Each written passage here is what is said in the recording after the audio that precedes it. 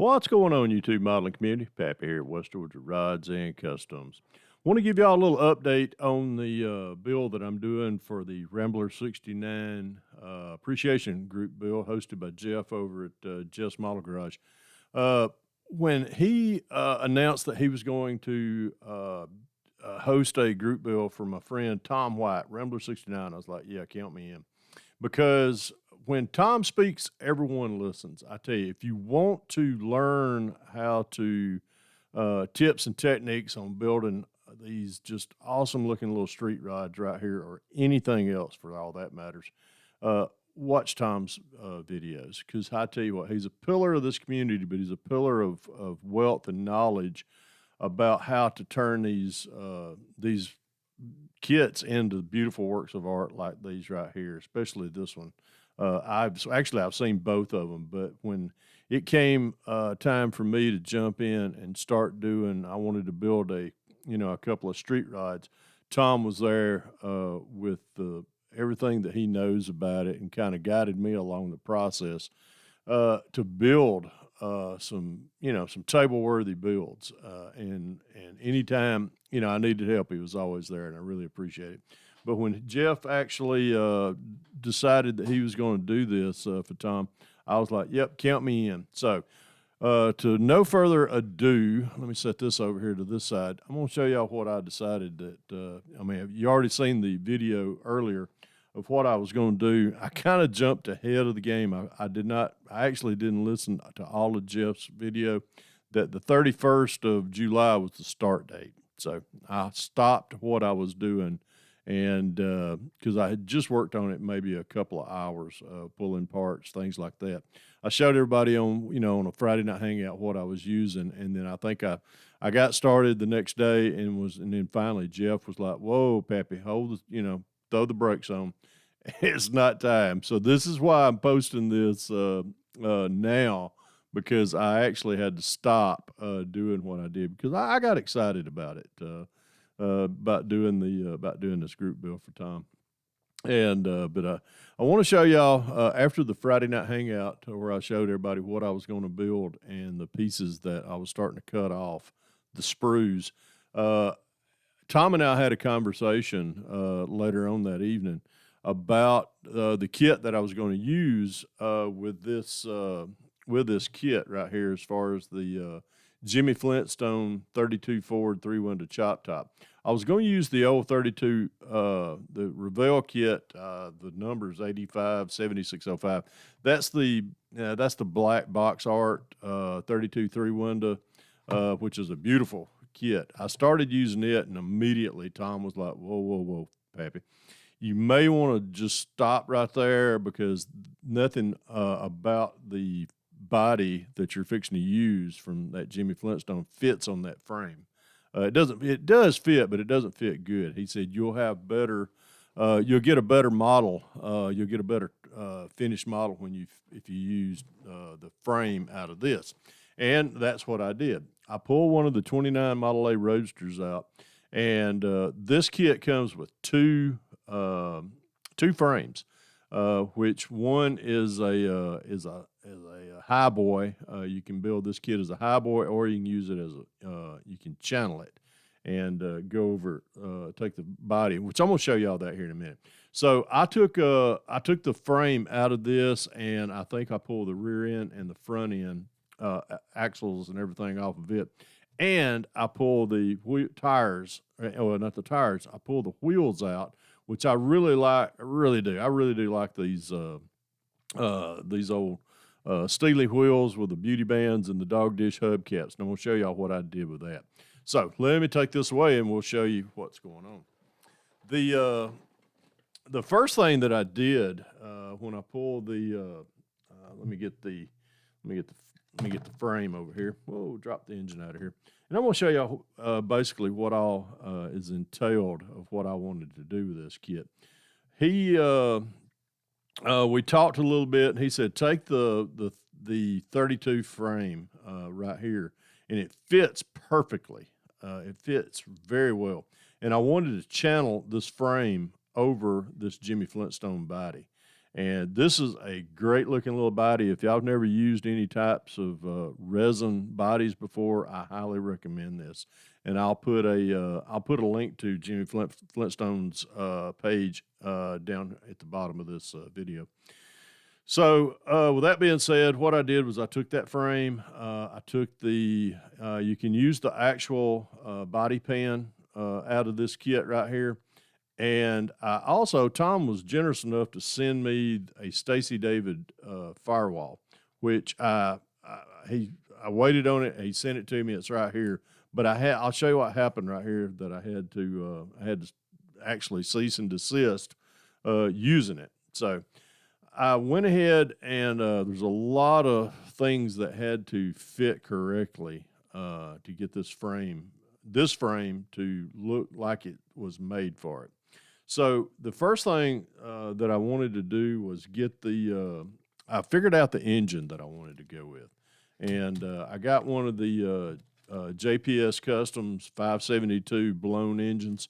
I'll leave a link down at the below also for some of his stuff. He just awesome. These are awesome engines if you've never used one. And what I did was I took and just mocked up the engine that I'm going to be using. And I'm here to tell y'all, this is a lot of engine for a little bitty frame like this. Took a lot of modifications to get it to fit. So, but to further ado, there you go. It fits right down in there. Reason being, I had to use the firewall off of the 32-310 kit because it's recessed down in here. It's not like this Stacy David flat, and I really hated it, but I'll use that for a future build also. But this big old 572 fits very nicely down in there with some just a little bit of a cutting to this front motor mount right in here. And the other thing I had to do was change the location tab from the front of the engine rail of the transmission rail to the back of the engine rail. So, and then there's no interference with any of the suspension linkage that comes up to the rear end. So getting that to fit, it fits down in there like a glove. The other thing that I had to do was I had to check the clearance between Skelly, give me a hand. Sitting up there ain't doing nothing. I know I've worked you hard on this build. He told me, he said, well, Fred, that's a lot of engine in there, and you may have a clearance problem between the engine. Yep, I did. So I ended up having to cut this front radiator brace off and moving it forward just a little bit to get it to accommodate for the pulleys for the blower and the crank pulleys, and then any of the other as far as the idler or the blower pulley and the belts goes down through there. So once I got all that, I got it in there and I blended everything in, and I got a nice little gap in between there for when that happens, when we get that far. Let me set that to the side. We'll grab the front. This is the radiator that comes out of the kit, and this is the radiator the radiator shroud. This is a model car garage radiator shroud. This radiator shroud has been shortened, or it's actually got a 4-inch cut or a 4-inch piece taken out of it, and it comes already molded like this.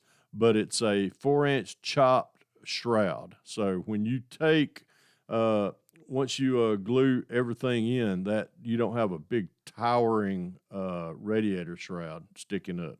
And that's really going to look good right there. Man, I tell you what, I cannot wait. I'm excited about this build, and we'll put that right there. The interior, I'm using the interior pieces out of the 29 Roadster kit. Everything, even the door cards, fit perfectly in this build. Fits on the frame and everything, and it's just, man, I tell you, it's coming right along. Everybody's asked about the as far as am I going to Pro Street it? Yes, I am going to Pro Street it. I got some big old fat Pro Street meats right here from the 67 Chevelle kit. But the other things, and we talked about that earlier, was the wheels that I'm using for and I widened them. All I did was I took the kit wheels out of the 29 Roadster, which are the Steelies, and we got those put. I took just just cut like I normally do. I did a video on this not too long ago, how to widen other wheels from other kits into your Pro Street wheels from the 67 Chevelle. And that's what these are right here, just glued in. But these things fit really perfect down through there, so we're going to be getting these out to paint here pretty soon. Reason that being, that's why I got them zip tied. I'm going to go out and spray here, start doing some priming on this here pretty soon. But this is really going to, now everybody's like, Pappy, it ain't narrowed up. Well, it don't have to be narrowed up. You just got a big old set of fat meat sticking out about that much right there. So what I had to do with the rear end, I had to get, I did have to narrow the axle housing up just a little bit to get it to fit those tires where it'll come out like that. And all I did was I took the flange off right here. I cut it flush to the shock tower and then re-glued everything back on as far as the that flange part that the axle housing or that the brake flange mount up to.